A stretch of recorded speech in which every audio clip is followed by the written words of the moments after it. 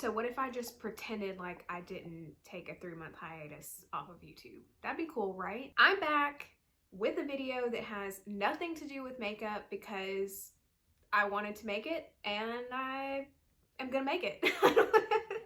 It's been weighing heavily on my mind.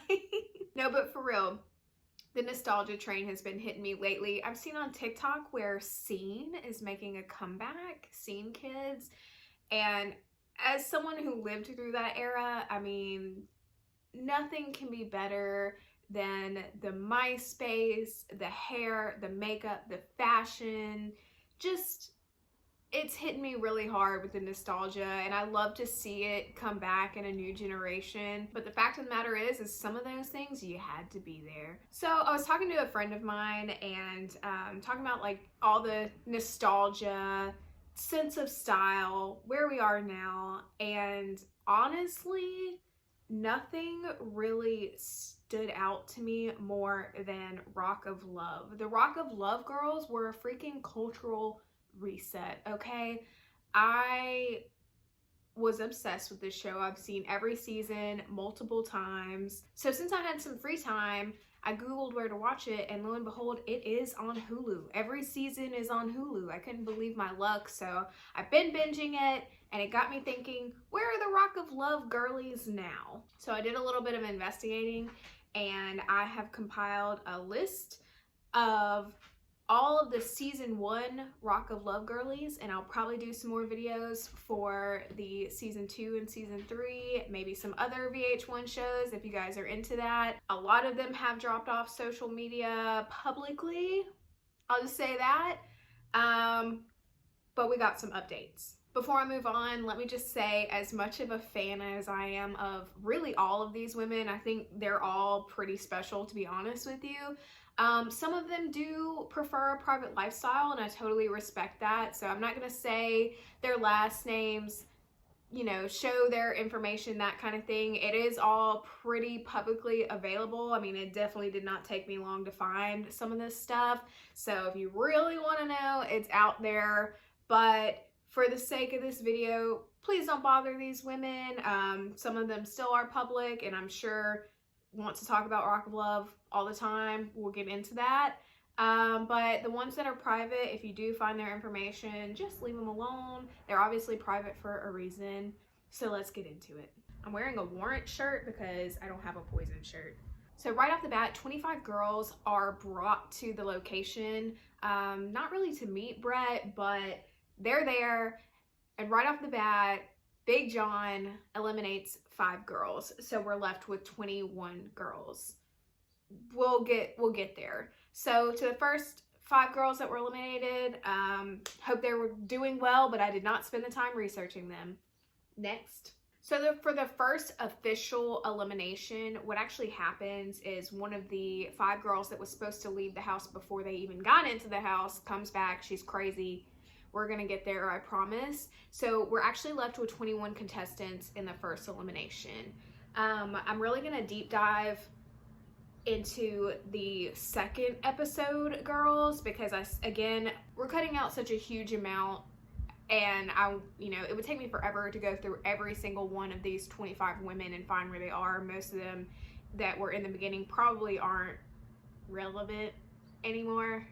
So we're just gonna move on to the second elimination, 16 girls, and I'm gonna go by how they were eliminated. So the first girl he eliminates in episode 2 is Tawny. This is Tawny on the show, and this is Tawny now. So from what I could see, Tawny did go on to do some acting in like some B horror movies. I think she still does that. She is active on Instagram with like a fairly decent following. It's not huge, but she's got some fans. It looks like she works out all the time. She posts a workout and motivation posts. Love that for her. I think she looks flawless still. So the next one is Tiffany.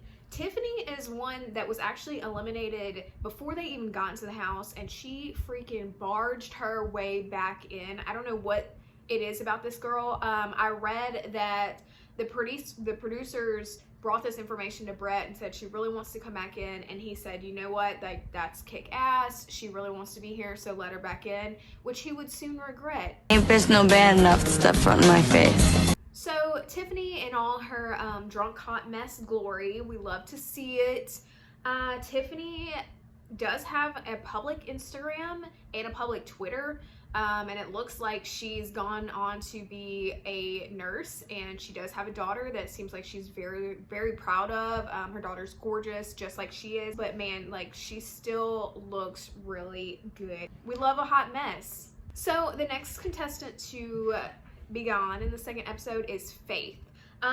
When I first initially watched this in 2007, I was 16. So of course my eyes went to the obviously over the top girls. I had my favorites that, you know, really stood out to me. So Faith really did not stand out to me the first probably ever times that I've watched the show. Like, I don't remember her at all.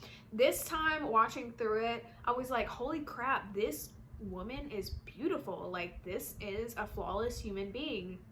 So this is Faith on the show. When I looked up Faith's name, it actually came up with a Sarah and her last name.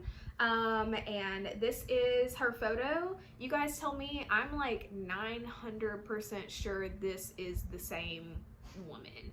I mean, it definitely could not be, but so Faith, or as we'll call her, Sarah, maybe that is her name, nickname, middle name, I don't know. So Sarah is married. It looks like she's completely absent from social media. She is married. I found some pictures of her with her new husband. It looks like he is the CEO of a design agency. She still looks gorgeous. So the last one eliminated from this first episode 2 that I'm doing is Tamra. This is Tamra on the show, and this is Tamra now from what I can find. She does not have a social media presence, but she did go on to do Playboy, which of course I can't show you guys. It looks like she's been on Deal or No Deal, and I did see some like Getty images, you know, red carpet pictures of her. So I think she still probably had a presence in LA. She definitely has a lot of fans from Playboy. All right, on to episode 3, which is the next elimination we're doing, and we're starting with Dallas. This is Dallas on the show, Dallas at the reunion. Dallas is really outspoken on the show, so I'm surprised that she didn't go on to be a bigger, I guess, internet presence, but she does have an Instagram where she sells vintage clothing. She's really into the vintage lifestyle, which I think suits her, and then she really pulls it off really well. Next one is Christia. This is Christia on the show. This is an up-close Christia photo that I think just screams 2000s makeup. Like, there's nothing more early 2000s rocker chick makeup than this right here. Christia does have a public Instagram, does look like she's married. I read somewhere that she was a flight attendant, but I can't find anything about that on her Instagram now. And, you know, I know that Botox and fillers and all that are a thing, but this woman aged like fine wine. I think she is absolutely flawless. So Christia, killing it out here. Next up we have Brandy C. This is Brandy C on the show. This is another close-up that just really screams early 2000s makeup to me. Brandy did stay pretty much in the public spotlight. She is on Instagram publicly, all that. Looks like she is married. She pretty much looks the same to me, and you can tell on her Instagram that she is just really out here living her best life. So there's Brandy C. This contestant was not eliminated, but this did happen in the same episode as Brandy C, and that is Rodeo. So Brett sent Rodeo home because she was really struggling. So this is Rodeo, and this is Rodeo now. She has a huge internet presence still, very public Instagram. Looks like she has done some realty. All the girlies sell real estate now, so okay. Rodeo seems like a very genuinely nice person and seems like she's really confident in herself. She's married. I didn't find any pictures of her kid, which I was really curious to see kind of what he or they or like. Also, I just want to say about Rodeo, this is a 52-year-old woman and she is freaking fit, dude. Like, I wish I had the motivation to, which I know on the show she talked about being a personal trainer, and I just wish I had the motivation to look like this at 30, let alone at 52. Rodeo, you keep doing you. All right, next up we have Erin. This is Erin on the show. Erin is gone from the internet. The only pictures I could find of Erin were from a very old MySpace page where it looks like she is pregnant. So hopefully she has a child or children or whatever, but she doesn't really look like she did on the show in these photos. So I'm not sure if they were before or after the show. And I know that on the show she talked about working in like bars and being a bartender or whatever, being a server. So couldn't find much about Erin, but hopefully she's out there living her best life. Okay, next up we have Magdalena. I wasn't ready for this one. This is Magdalena on the show. This was like a more recent picture of Magdalena. Magdalena, I don't know if I need to say allegedly because it looks like she has been convicted, but I'm just gonna say Magdalena allegedly did some credit card forgery and drug possession. So this is Magdalena now. She is in jail. So I don't know if she's waiting on sentencing or if she has been, I think she's been convicted but waiting on sentencing. So not really sure what happened to you, Magdalena. Wish her the best on that one. All right, next up we have Mia. Mia was like not a standout one on the show to me, but I do think she's beautiful. So Mia actually went on to be a luxury realtor, I think in San Francisco, and she does have her own HGTV show. She's got a very active Instagram presence, so good for you, Mia. Okay, next up we have Sam, or Samantha. This is Sam on the show, and this is Sam like right after. Sam has a very openly public Instagram. It looks like she is a writer and a teacher, so English professor, whatever you want to do with that. I think she's gorgeous. I really love how her style has meshed into something a little bit more modern, but it still looks very true to who she was on the show. It does look like she was friends with a lady named Amie Harwick. I'm gonna leave a petition down below so that you can read about Amie Harwick. She unfortunately passed away from a domestic violence situation. So I want to put that out there, even though this is a lighthearted video. Looks like Sam is really big on supporting her and getting justice for her, so I want to leave that down in the description and I want you guys to check it out. So next up we have Brandy. This is one that actually fell off and a lot of people could not find any information on her. However, Lacey of the same season, who we'll get into, actually started a podcast where she does interview some of the past contestants, so I will link that in the description below if you guys want to check that out. Brandy looks exactly the same.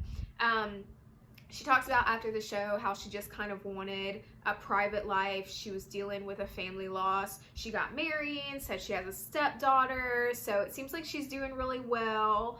But I can understand why she kind of wanted to separate herself and just focus on what was happening in her life right then. We love Brandy. We wish the best for Brandy. Okay, next up is the queen villain herself, Lacey. And this is Lacey on the show. Lacey does everything. Lacey used this opportunity absolutely to her advantage. She was in a band before she went on the show, but this really elevated her to a whole different level. You guys know, if you're a fan of the show, she went on to be on Rock of Love 2, to doing Charm School, to doing all this and that. So Lacey really used this as a huge stepping stone. She has been married for a while to this guy, and he is also a musician, and Lacey hosts the podcast. She does have a new music project out. She's all over Instagram. She's a really big animal rights activist. And we stand Queen Lacey. I really disliked her as a child, I will say. But rewatching the show, I do think that it probably was just an opportunity for her. Like, no hate to you, Lacey, but I don't know that she was really interested in Brett. She may have been, but she definitely used this as a big stepping stone, and I can appreciate that. Okay, so the runner-up of season 1, Heather. Heather, an absolute 80s freaking stripper queen, dude. Also went on to become a realtor. The girlies are selling houses, okay? So Heather is really still in the public spotlight. I think she has remained there. She and Lacey were friends. They did the podcast together, but they have fallen out. It also looks like Heather is a sober life coach, so it seems like she has taken her life in a really nice direction. I think she looks absolutely flawless. I think she looks better now than she did on the show, which again, I know that Botox fillers, all that are totally a thing. That's fine, but she really looks healthier all around. All right, and the winner of season 1, Jess. So this is Jess on the show. Jess pretty much went private. I don't think that she and Brett really ever dated, and then she just kind of disappeared. Again, please don't bother her. She obviously wants to be private, but it looks like she is married. She looks like this. I have nothing but respect for her to want to keep her life private. So again, if you find this information, just leave her alone, leave her family alone, leave her husband alone, all that good stuff. She's gorgeous. Looks like they have a very nice, typical quiet life. They're a beautiful couple. So we love Jess. I really wanted Jess to win, and she did. But obviously this is reality TV, and you know, nothing's set in stone, my friends. So yeah, that was my recap of where the Rock of Love season 1 girlies are now. Like I said, I already planned to do season 2 and season 3. Comment down below who your favorite Rock of Love season 1 girl was. Thank you guys for watching. Maybe I'll bring you back some more makeup content. I don't know. I was just feeling like doing something a little different. I can't believe I was 16 when this came out, and my parents absolutely hated me watching this, to be honest with you. My mom says this is like peak trash TV, and she's not wrong, but I just want to look like a Rock of Love girl. Would Brett Michaels like me? Sometimes I just feel like I have these thoughts that I need to put somewhere, and YouTube just happens to be that outlet. So thank you guys, and I'll see you next time.